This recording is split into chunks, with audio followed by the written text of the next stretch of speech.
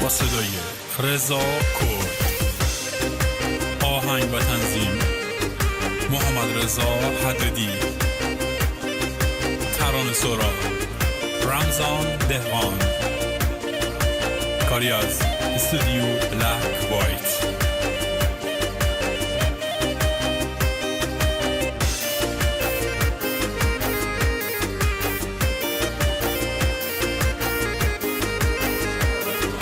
یاد اون قدیما کوچه خیابون تی دستمش تبه به دست درون نه اون اسم روزی دلبون داغون زاری باری کمه عشق آسمون بور به سلامت دیگه یار نخوام دیگه نارمت ساقت غمخوار نخوام جان خدا بدبخت دیشت سرگذشت بور به سلامت دل درد به من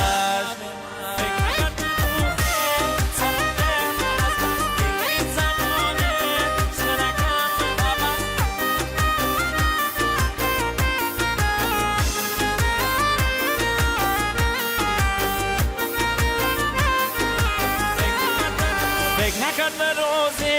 سردم از دست دیگه هیچ زمانه عشق نکم حوث سر با هیچ کسی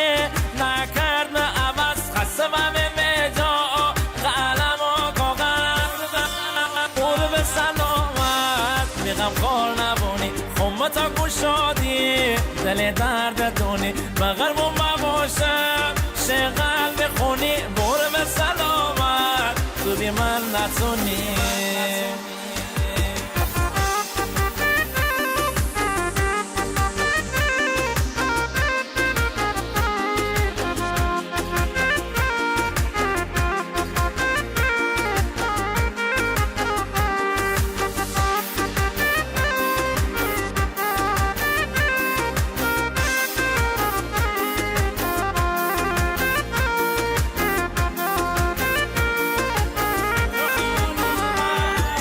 فکر و خیالی و به من بی وفا توهمی بایمه چیز بایمی جدا فکر نکرد به همه عشقون توا مموم و با کن میخواد سرقا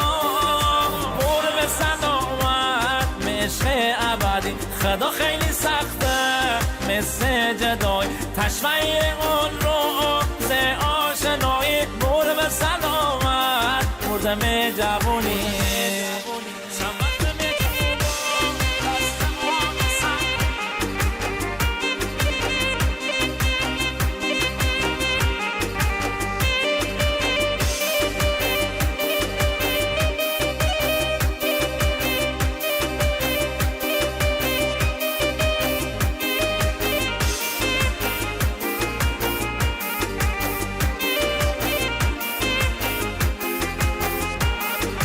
چند وقت می چوبا قصه بون سر حلام زخم سر درت خنجر اسیم دیمکل کنه تا سخر روانی بومته